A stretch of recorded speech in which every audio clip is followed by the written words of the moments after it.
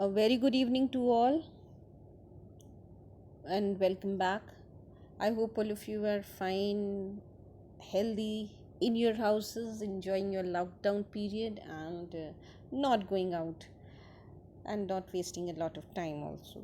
So, uh, coming to the point, as most of you requested that they want me to teach Tempest also, so I'm back with Tempest.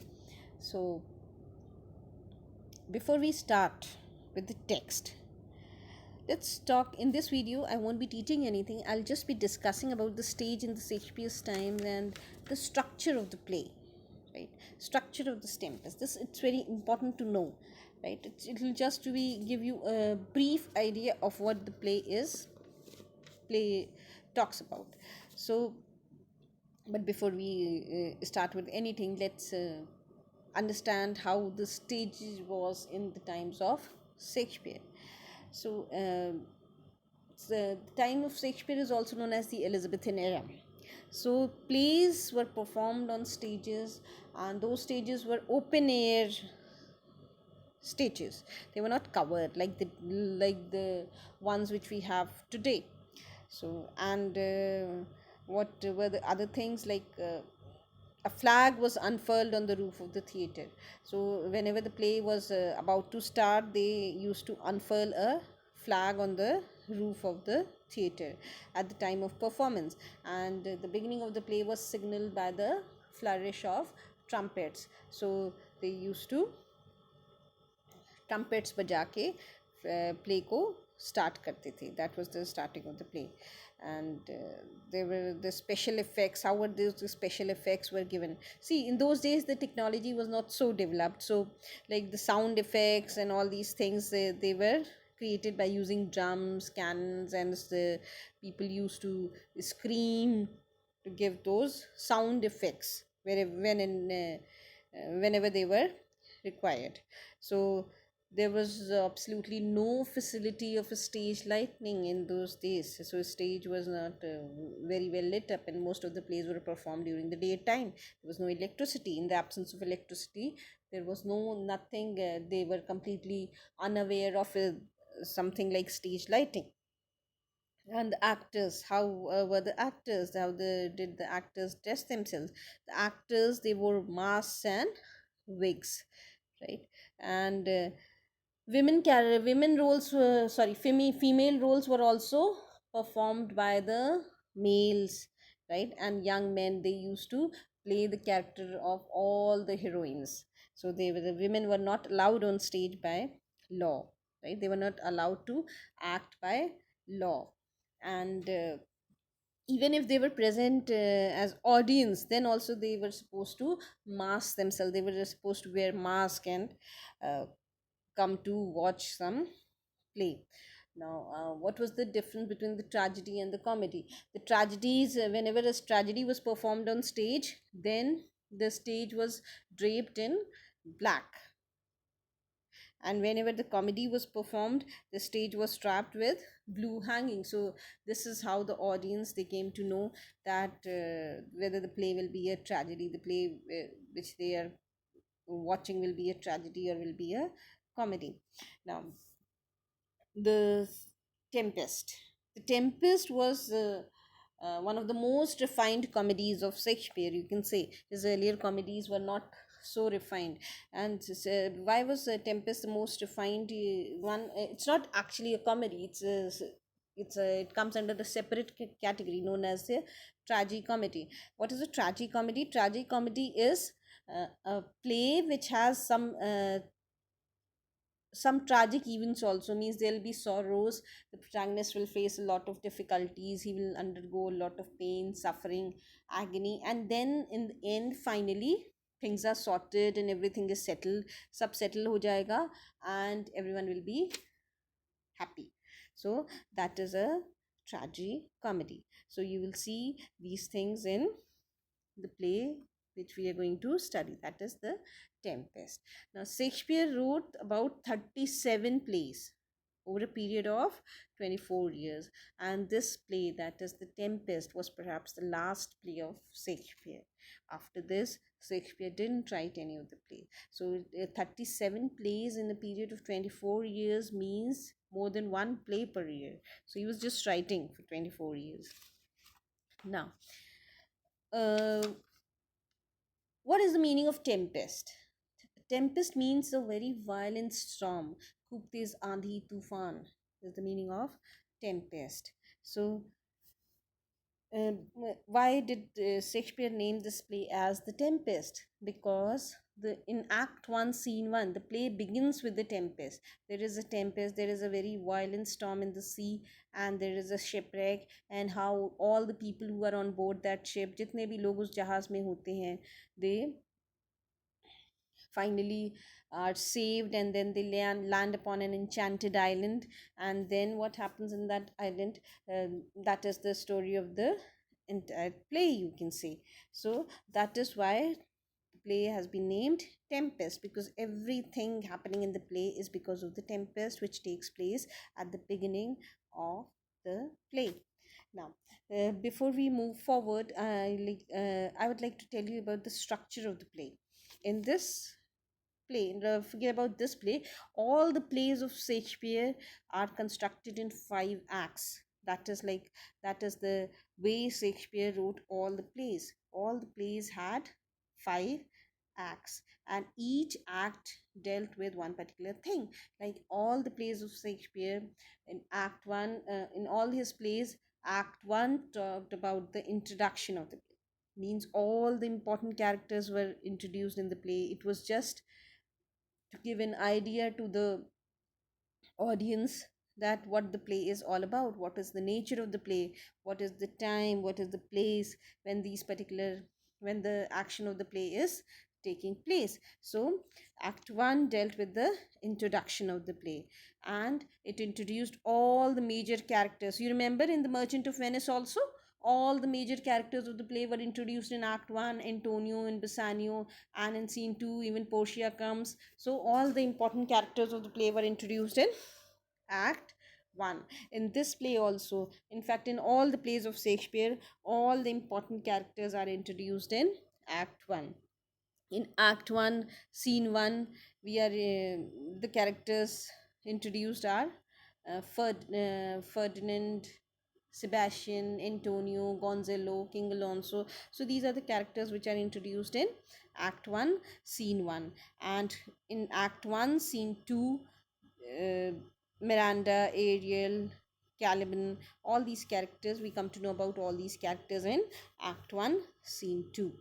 So the use of magic is also shown in these two scenes, in both the scenes of Act 1, because the tempest itself is caused by Prospero's magic.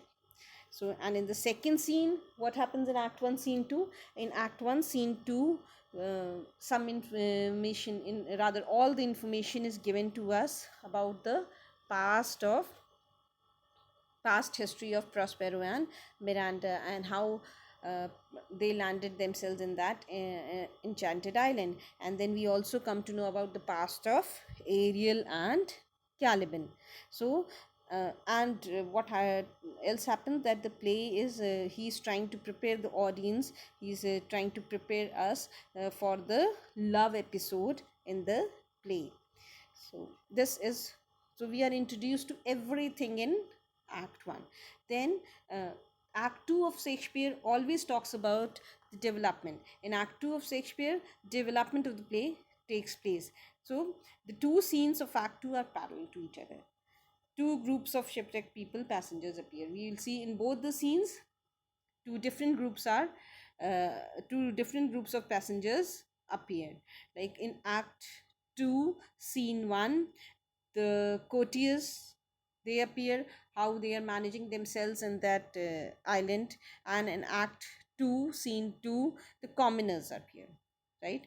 And both these groups, they are unaware of each other. Means both these groups think that the others have died or lost their lives in that shipwreck. Now, Ariel unites himself with the group of the courtiers, and Caliban unites himself with the group of the commoners. That the group of the commoners, which is shown in Act 2, Scene 2. The first scene develops the plot to seize the throne of Naples. Means in Act 2, Scene 1, we come to know about the conspiracy. The conspiracy which is hatched by Antonio and Sebastian, right, to kill King Alonso and Gonzalo and to become the king of Naples. So, and what happens in Act 2, Scene 2, in the second scene, Caliban takes Stefano for God and decides to enter into service because Stefano made him drink some wine, and which Caliban tastes for the first time in his life. Caliban ने पहली बार उसने wine taste किया था, and so he is delighted. He feels very happy about it, and he decides to become his servant, to become the servant of Stefano. Now, Act 3.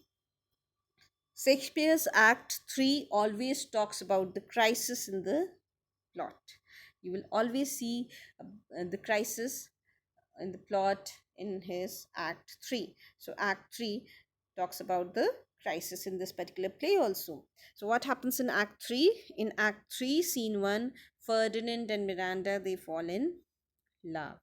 And in the second scene, Caliban and Stefano, they plot the murder of Prospero because Caliban feels that Prospero has snatched away his island from him.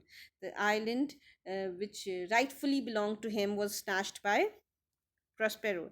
So he just instigates Stefano to kill Prospero and become the king of the island, and Caliban will always be his servant.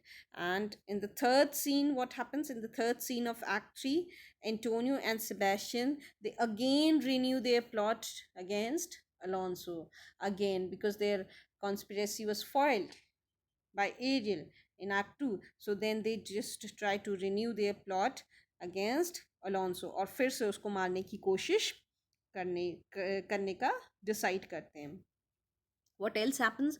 Prospero becomes aware of both these conspiracies going on. Means the conspiracy which was hatched by Antonio and Sebastian to kill King Alonso, and the conspiracy uh, which was made by this Caliban and Stefano to kill Prospero. He becomes aware because he's a magician, so it's not very difficult for him to find out these things. So with Ariel at his service, so he comes to know about all these things, and he plans to use his power over the conspirators and defeat their purpose and foil both, and he finally foils both the conspiracies.